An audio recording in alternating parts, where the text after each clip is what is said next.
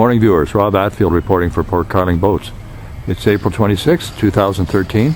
We're on a sneak preview of the Antique and Classic Boat Society Spring Tour.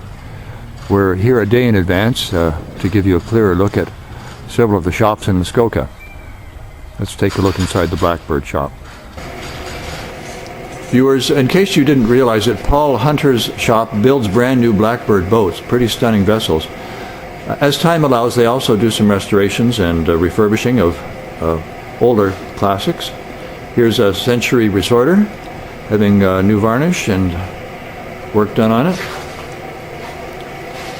This particular boat has a pretty big 8-cylinder engine, about 350 horsepower.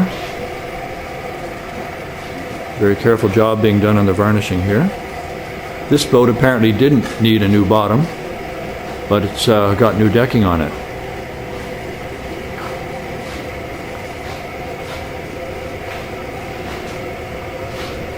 It's quite the engine.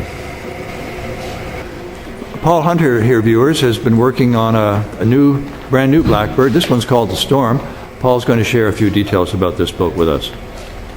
This is our new boat. It's a 28-foot Storm. It's designed for heavy water. It's designed for up to 14 passengers. Wow. Single or twin engine. It's a totally new design. It's been designed with, the bottom has been redesigned for efficiency, speed, and comfort. The boat is completely made out of wood, and we use birch.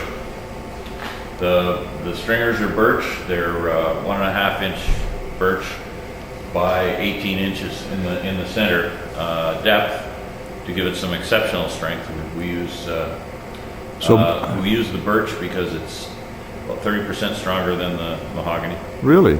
Wow. And if you look at the edge of it, you don't see any voids at all. It's a very good wood. So that's what we use for the boat. Finish is going to be our new combination of epoxy varnish urethane finish, which will give it the longevity that people are looking for. Sure. And Paul, do you use S1 and S2, these very thin, water-like substances that are part of the epoxy process, or do you go straight to the thicker epoxy? Well, we use the epoxy system that we use is the MAS system, and we will thin the first coat a certain amount. Although 100 being 100% solids, it's difficult to thin. Sure. But the adhesion is there. The adhesion is far better than with a varnish or any other type of system. And the epoxy coat that we put on the boat, which is, well, the bottom has 7 or 8 coats of epoxy plus some fiberglass on it. Wow. So it has a lot of protection. It's 3 layers, 1/4 inch sheets that are bonded together with, depending on what the boat is going to be, possibly carbon fiber in between to give it that additional rigidity. So you're really using up-to-date techniques and materials to build this boat. Everything we use is state-of-the-art, as we feel is state-of-the-art. And with the boat being totally encapsulated, it has exceptional protection. Sounds wonderful. Thank you. Viewers, I hope you can come back at some point and see the progress on this boat. It's going to be quite a masterpiece when it's done. 28 feet of beautiful wooden boat. Viewers, one of the boats in Paul's shop is a 1947 24-foot Greavette. And Paul has basically rebuilt this boat almost from scratch. He says that the only thing that they had to work with really were the frames, that everything else you could put a finger through. Anyway, it's looking really gorgeous, and it's, I guess, nearing its final stages. We'll get Paul to make a few comments about this boat as well. This is again, Bob said, it's a 1947 Streamliner. It was the first one that was made in 1947. That's the serial number that was on it. There wasn't anything left of this boat, and the customer was looking for a boat that would last and perform. So what we did is we cold molded. We built this the same way we built our Blackbirds. So all the sides have 2 layers of plywood laminated together, and then planks on top of it. In order to get our planks to fit, what you'll see is the planks are 1/2 inch wide. And that's the only way we could get them to follow the compound curve without carving them out. Right.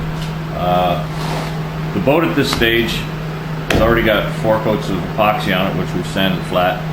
We've got 5 coats of varnish on it, which is half of our intermediate coat. So it's ready now to be sanded, and then it will fill up the rest of any of the voids that we have in there. Right. And Paul, you were saying you framed the boat. You were saying originally it was a ribbed structure, and it made you wonder how it had lasted this long. But you've put the original construction of the Greavettes, or most of the boats, were similar to what the canoes at the time, because they all came from that. Sure. And they had a rib system in it. We changed this to a batten system, and that allowed us to do our cold molding. Right. The bottom was plank, and what we did is we changed the bottom. We cold molded the bottom, put in additional battens and a full stringer system for support for the motor and for the boat.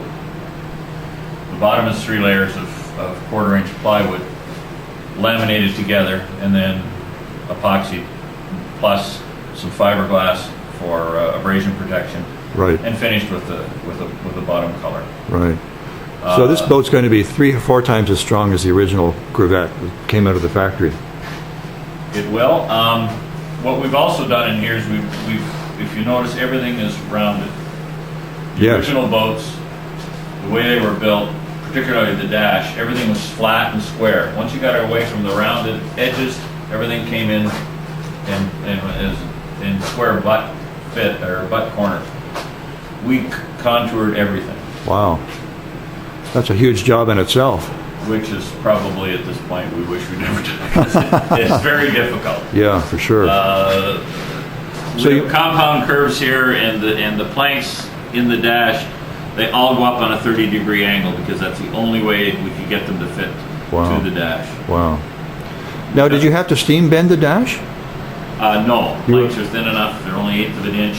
They're on over the plywood, so they're easier to fit. The thinner they are, we can get them to you can bend them, to the structure of the boat. Yeah. This is going to be a magnificent boat when it's finished. It's already looking magnificent at this stage, even without the engine in it. How's it going to be powered, Paul? This boat is going to be powered with original power. It's going to have an M45 Chrysler in it. That's a 6-cylinder? It's a 6-cylinder, 135 horsepower. Okay. The owner already has a Blackbird, and he was looking for more power on this, but we decided that with the bottom being original style, I'm not sure what it's going to react like with some real power. Yes, here. sure. Plus, this is a cruising boat, right? And that's exactly what he wants. Yeah, sure. So, well, there you have it, viewers. One magnificent Greavette, about ready to be reborn again. Viewers, Paul's standing beside one of the signature boats of this company, of course, Blackbird Boats. This is a 6-year-old vessel, and Paul's just going to describe it briefly for us. well, this is our, again, one of our signature boats. This is a Blackbird 22. This one was custom built for a customer. It has a split walk-through for the front seats. All leather interior is powered by a 400 horse Inmar V8. It runs low, 50 mile an hour. Wow. It's very solid, very secure boat. We have done absolutely nothing to this boat. Wow. In 6 years, other than polish it and clean it. Wow.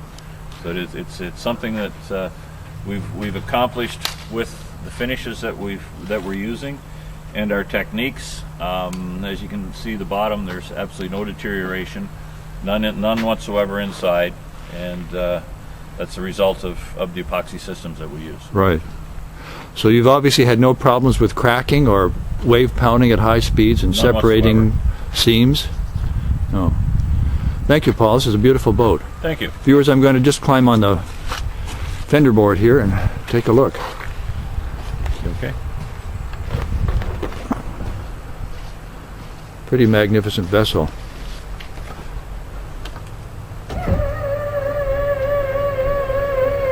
That noise you hear, viewers, this has an automatic engine hood lift. Amazing. And this Inmar engine. How many horsepower on the engine, Paul? That one is 400 horsepower. 400 horse, yes.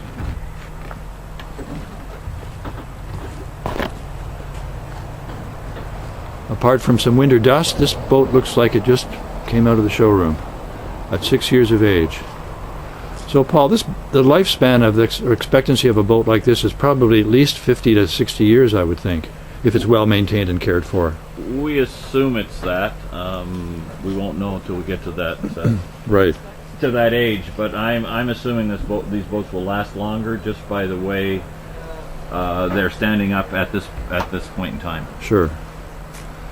There you have it, viewers. A beautiful Blackbird boat. Thanks very much, Paul. You're welcome. Here's one last look at Paul Hunter's Blackbird boat, viewers.